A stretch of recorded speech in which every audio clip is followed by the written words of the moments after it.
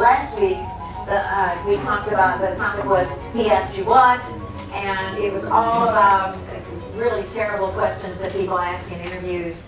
And we went over, sometimes it's questions about family, it's questions about children, how old are you, have you had your tubes tied? We've had all sorts of terrible questions that people have been asked. In general, the questions are not illegal, but they are inappropriate. It is illegal if they use the information in making their hiring decisions. And so good companies to work for generally do not ask anything like that because they have been trained and they know better. But sometimes you get an inexperienced questioner in an interview and they ask questions out of ignorance or just out of curiosity. They just forget that it's an inappropriate question. So you have the option of answering, evading it, distracting it, doing something else, or walking out. And so then we talked about very specific questions. Lots of times they'll talk to you about children. So do you have any kids? How many? How old are they? I've seen people even thinking. I've seen companies that sometimes ask you family questions almost as an entrapment. I heard a story about a guy who said, "Oh man, I'm exhausted. I spent all weekend getting my kids signed up for Little League and soccer. What a nightmare. Do you have kids?" And you're thinking, well, he's got kids, right? So you say, yeah, I do. How many do you have? I've got 5. Really? Boy, that's a huge family these days. How old are they? So you're giving out all this information. He might not even have kids. He's just telling you he has kids. And so at any rate, generally, no talk about family, anything, religion, anything that is controversial, anything that is protected by the EEOC. So one way to answer an inappropriate question about family is to give a business-like answer. So they say, so do you have any kids? Well, if you're wondering if I'm going to be able to work the hours of this job, that's not a problem. In fact, these are the same shift I worked in my last job, so you can count on me to be here. And then sometimes after you've given a business-like answer to an inappropriate question, you can just move things along by following up with a question of your own. So can you tell me a little bit about what would a typical day here be like, or what would be, if I'm hired for the position, what would be my very first assignment? What would be a project that I'd be working on early in my tenure here? And so you've moved it away from family, away from kids. Another way to answer that, do you have any kids? Well, I do, but I don't let my work life interfere with my home life, and I don't let my family interfere with my work life. So you can count on me to be focused on the job. And then again, the verb. Sometimes people with young children, they really want to know, how many, and are they in daycare, which is, daycare is one of those things that companies hate to hear of because it's so inflexible. So yes, I do, but I have child care arranged, and I have backup child care. Whether you do or not, I have backup child care. Once you get in the job, your kids get sick, you're going to go home and be with your kids. But they really want to know that you're a person that they can count on to be there. It's an irritating dilemma. Big companies, good companies often are very friendly to kids. They even have on-site daycare. They are very open to work-life balance, and they allow you to have a strong family life. But every once in a while, there are companies where it is an issue. Age.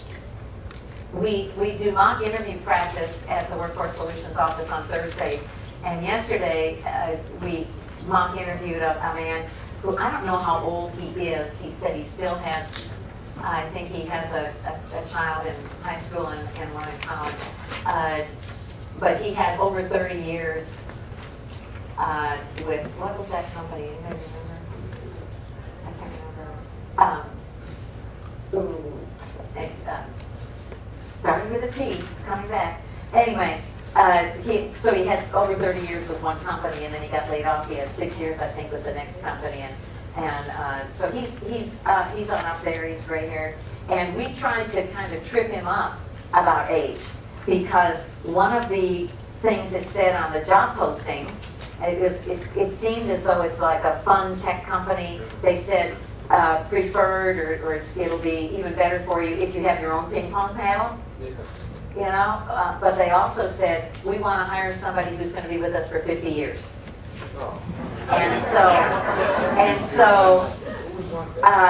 So one of the questions that he was asked during the mock interview was, are you prepared to be with us for 50 years? He said, absolutely. Absolutely. He didn't bat an eye. He said, absolutely. You know, I want to grow with the company. I've looked this up. This company is in expansion mode, and I want to be part of that. I've got lots of skills. I've worked with companies of all different sizes, and I want to be part of that expansion. And so, you know, he answered it as if he's 30 years old, and it would not cave in to talking like an old person. And so when they put something like that in a job posting, you don't really know. Are they just teasing? Is it a way to get around people that are older? Or is it maybe they're sick and tired of hiring young people who don't stay? And so what they're saying, what the undertext is we're wanting to hire people that are committed to having a career with us, who are going to stay for a long time. And maybe that's where they're going. John? Or maybe they're not totally aware of the implications of what they put out there. Right. And so it's just, you know, we're looking for a commitment, you know, till death do us part. That kind of thing, you know? So, at any rate, some people have been asked very specifically, how old are you? One of our people who is not very old at all, I think she's probably in her 30s. Maybe she's older than she looks. But she interviewed with a staffing company, and the staffing company recruiters seem to be particularly blunt and irritatingly cruel about this. Because I've heard several stories where a staffing company has said, we will not refer you because you're too old. Is that not illegal? It's a lawsuit. However, there are very few lawsuits about these things anymore. There used to be so many, and I don't know whether the EEOC has been unfunded or whatever, but you just don't hear about it as often as you used to. But that was just so blatant, and all they have to do is deny it. But even filing a complaint and getting an investigation, so they look through their files. What are the ages of people that applied to you, and what are the ages of people that you referred out? So sometimes you can build a case that way. But anyway, sometimes they'll say quite openly, how old are you? When did you graduate? They require that. Now, there's a lady named Mary Scott Neighbors. Some of you may know that name. She was for several years one of the commissioners of the Texas Employment Commission. She was appointed to that by both a Republican and a Democratic governor, and did extremely well in that role. She was excellent. The Texas Employment Commission is governed by 3 commissioners that are appointed by the governor. One represents employers, one represents employees, and one represents the public. And Mary Scott Neighbors owned a manufacturing plant, I think, and she was the one who was representing employers and did just an unprecedentedly great job in that role. And then she was a weekly columnist for the Austin Business Journal for a very long time. She now has a consulting company called Public Strategies, and monitors public policy and the nexus between government and business. And so, anyway, she's a very interesting person. But one time she was the keynote speaker at a conference that I went to, and she took questions from the audience, and somebody said, how do you handle a situation when somebody asks you in an interview an inappropriate question? Mary Scott is female, obviously, and she's very attractive, and so she could maybe give this answer more effectively than somebody else. I can't really imagine a man answering it this way. But she said if she got asked an inappropriate question, she would just kind of bat her eyes and say, now I know you don't want me to get you into trouble by answering that question. To let them know that she realized that this is inappropriate and that they should know that she knows, and let's move on from that. So but that's the first one I put on there, but you kind of have to know the whole story. Another approach is to just, it's not relevant if you're one of those people that says, I don't believe that question is legal, or then you're a little bit argumentative, then you've added you've inserted a confrontational aspect to the interview. So you might want to use that approach as a very last option. I'm old enough to have a solid work ethic. You can count on me to be here. What differentiates older people from younger people? Sometimes it is just that.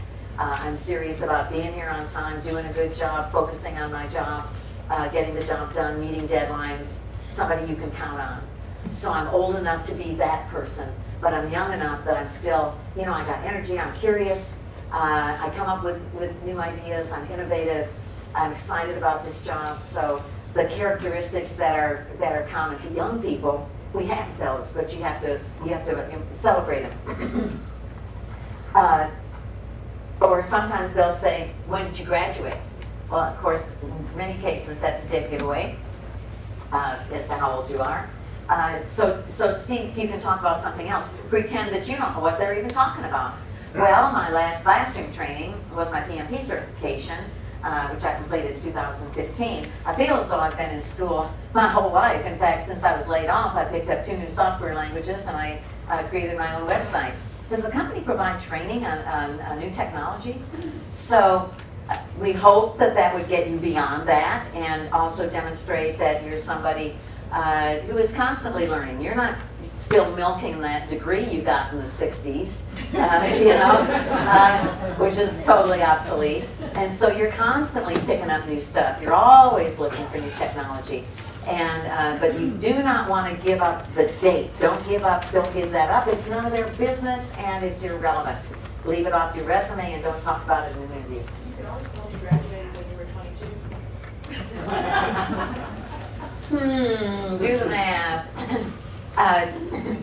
All right, so that has no bearing on my ability to do this job. Can you tell me what project I would be working on if I'm chosen for the position? Again, have some questions that you can ask that if you get into an area that you just don't want to go there, see if you can divert the conversation to something else.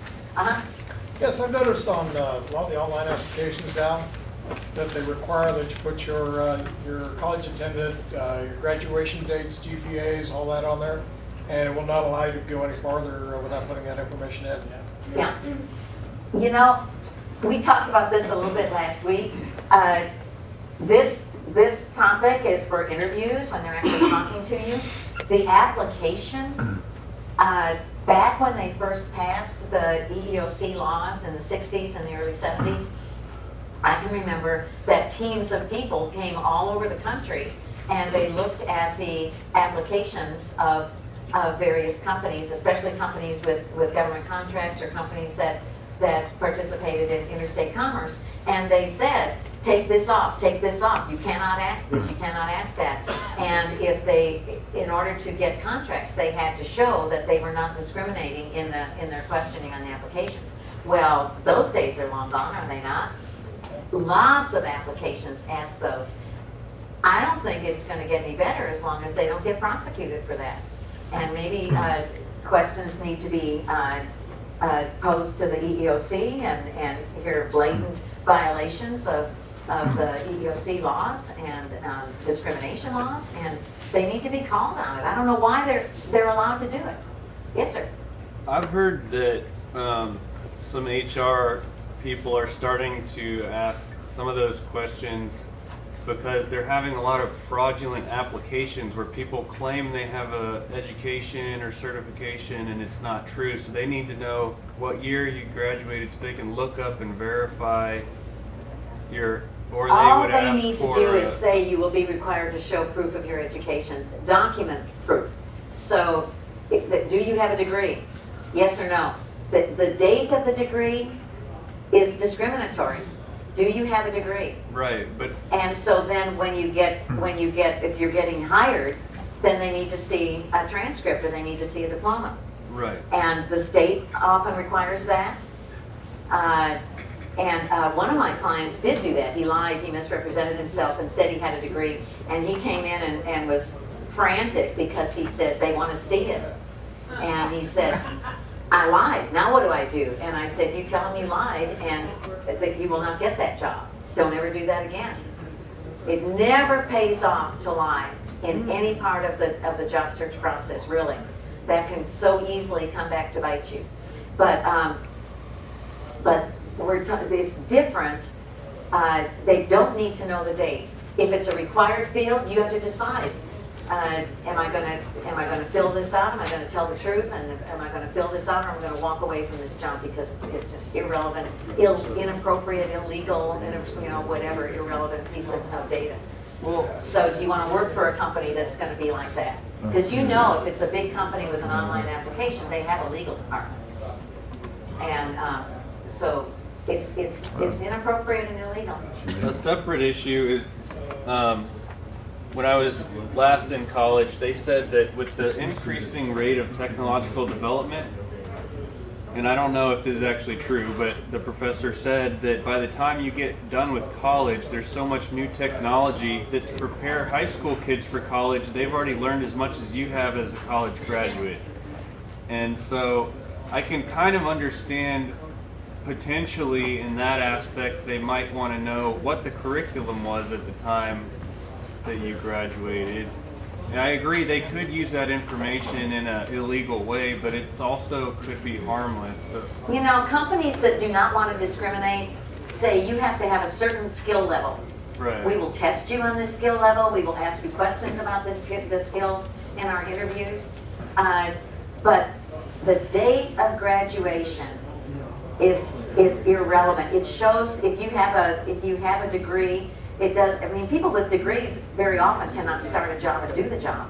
They still need training. It shows that you have a certain level of intellectual comprehensive ability, and that you can meet deadlines, and that you know how to do research. You know how to think on an abstract level. It shows those things. Whether you got your degree in the 60s, the 70s, the 80s, the 2000s, that's what it indicates, Okay. and a basic skill level in certain areas. But very often, you still need to be trained. So companies that care about legality would not go there, John. You're exactly right. I come from an educational background. I'm a technical trainer. Even in high tech, it moves very fast. These technologies have to mature. People have to learn them. High school kids don't get their hands on most of the serious ones.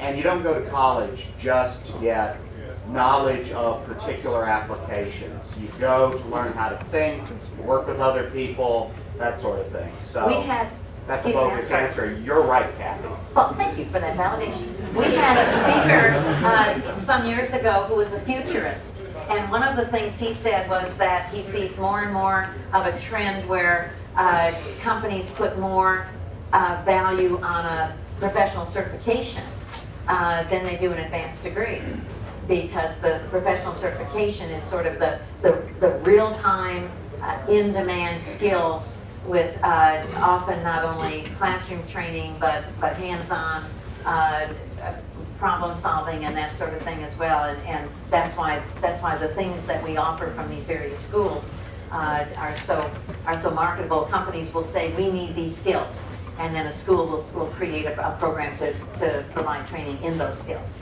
So anyway, where are you from? How long have you been in this country? That's obviously an EEOC issue of national origin. And I love the fact that our population is so diverse and that we have people from so many different countries. One time I had a class, there were probably 10 people in class, and we had 6 different countries represented. And it was wonderful to see that. And because there's so much strife in the world, we have a lot of people who are political refugees. That are in Austin these days. I love to ask where you're from. I would not do it in an interview because it's not considered appropriate, but that's a question that sometimes people are just curious. They're not using that information to discriminate against you in most cases. So people that are faced with that question, lots of times people who come from the Middle East do not want to tell where they're from. They think that it's going to come back on them in a negative way. And so they're very reluctant to do it. So if you are in that situation, I know we don't have very many people in this room right now who are, but if you actually answer the question, give them the benefit of the doubt that they're not asking it to discriminate, they're asking it because they're curious. So we encourage people, they say I'm in Iraq. If you're an Iraqi immigrant, chances are you're here because you asked for asylum, because you helped the Americans during the war, and that's why you're here. You had to get out of Dodge because you were targeted.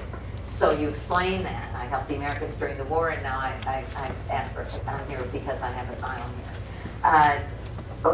If you're from a country like Sudan, bring in, right, the fact that I'm an immigrant from this particular country, it gives me 3 languages. So I'm fluent in English, Arabic, and French, which should be helpful because this is a global company. So having that language facility should be helpful. It's an advantage, it's not a disadvantage.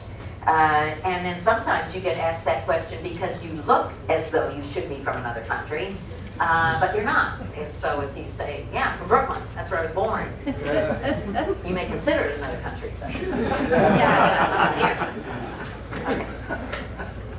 All right.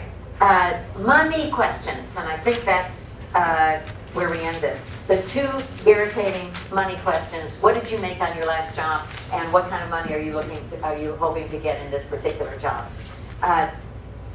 We discussed last time that one state, I think Massachusetts, has voted that the question about what did you make on your last job has been voted to be an illegal question.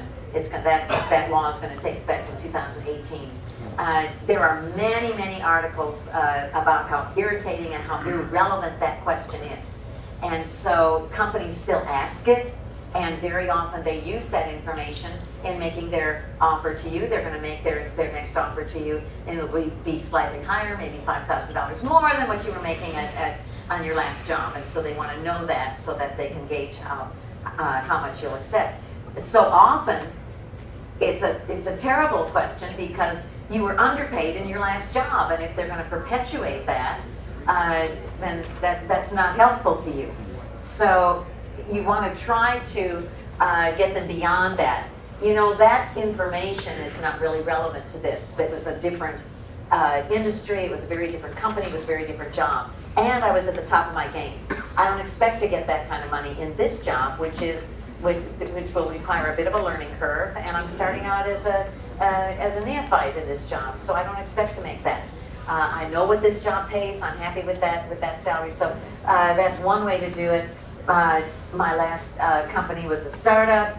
I had a great product, a great potential future. So we all took a big salary cut in order to be part of that adventure.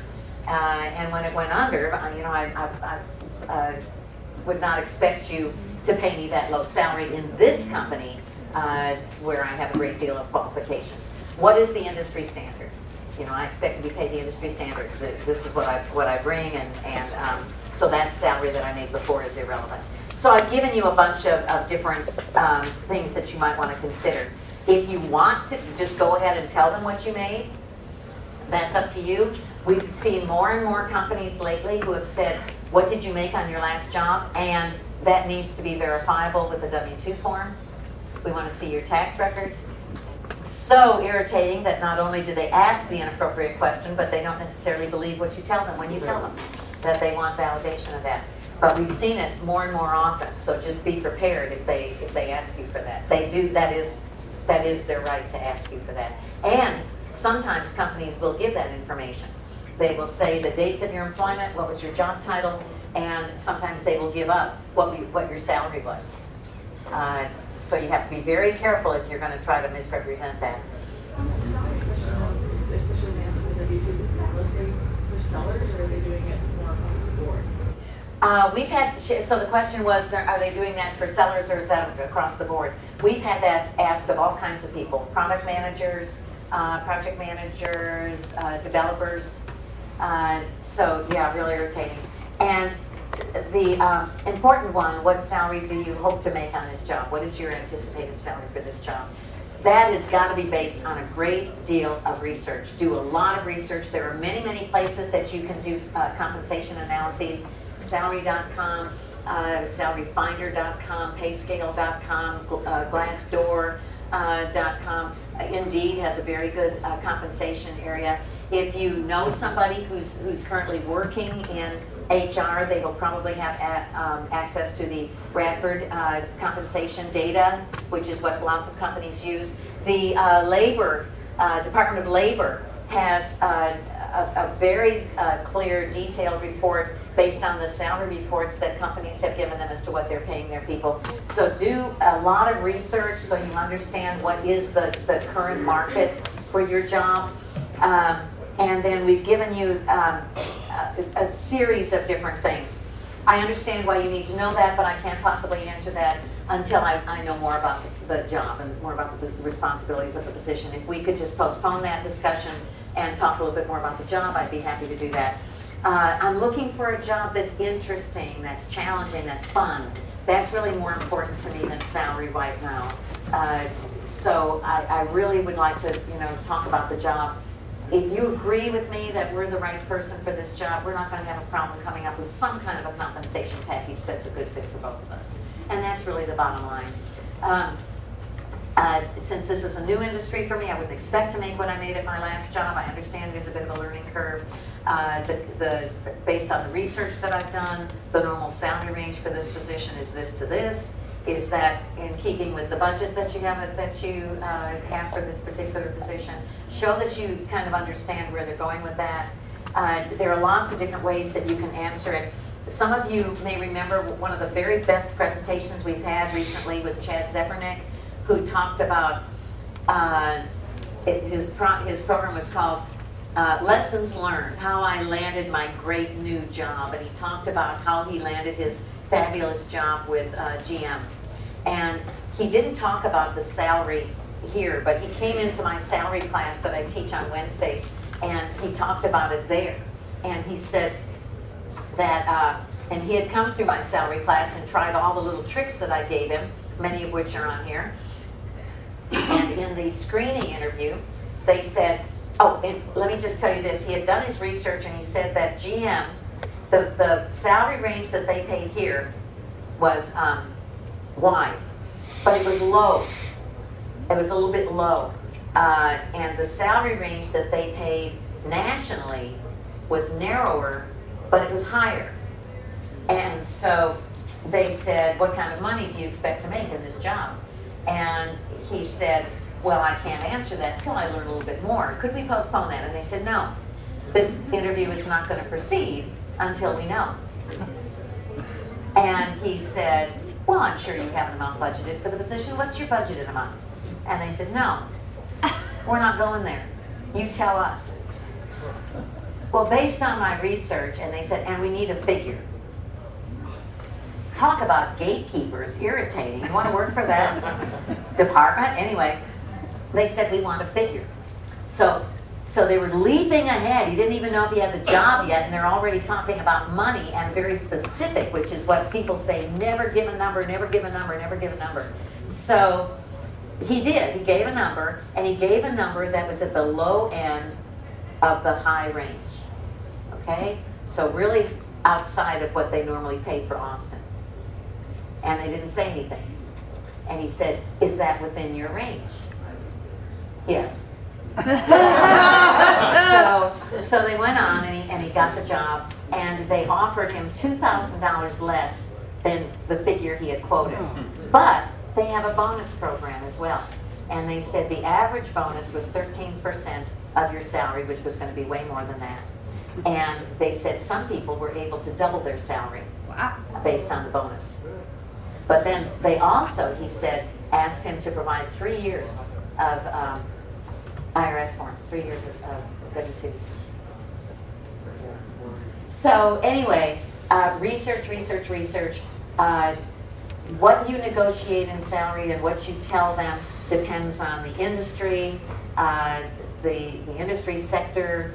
It depends on how unique are your skills.